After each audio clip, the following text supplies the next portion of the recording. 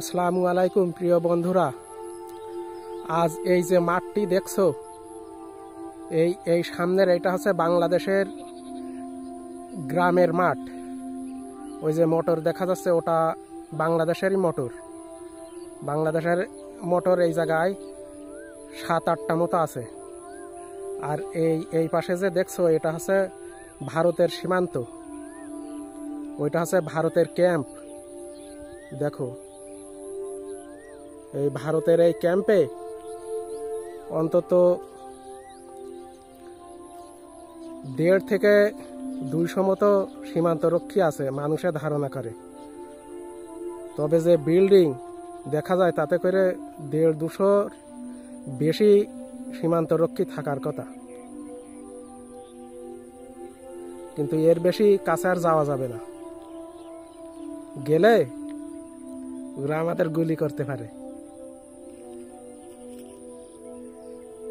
যেহেতু আন্তর্জাতিক সীমান্ত লঙ্ঘন করা যাবে না জেনে বুঝে। আর এই যে সামনে দেখছো ওটা হচ্ছে ভারতের মোটর, আর ওই যে সামনে দেখা যাচ্ছে ওটা হচ্ছে ভারতের কাকরোলের জমি।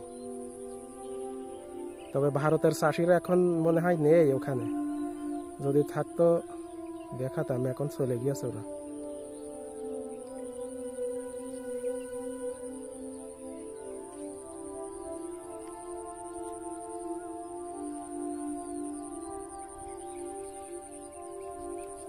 ভারতের ওই পাশের ওই গ্রামের নাম হচ্ছে শলক, তার পাশের গ্রামের নাম হচ্ছে কুলানন্দপুর, আর এই পাশে একটা ভারতের গ্রাম আছে, ওই গ্রামের নাম হচ্ছে যে 19 মাইল। আর ওই পাশে একটা গ্রাম আছে তার নাম হচ্ছে মেহরানি। এই যে সূর্য ডুবে যাচ্ছে না ওইদিকে,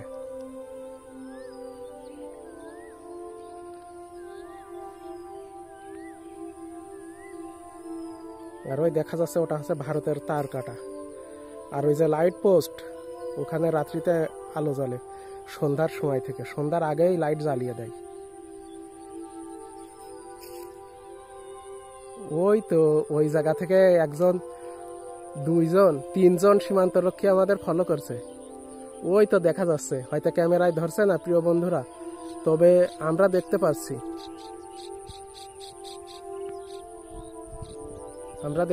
ওই তো দেখা যাচ্ছে।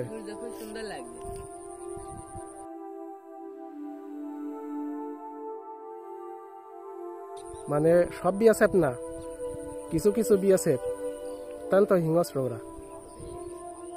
হ্যাঁ।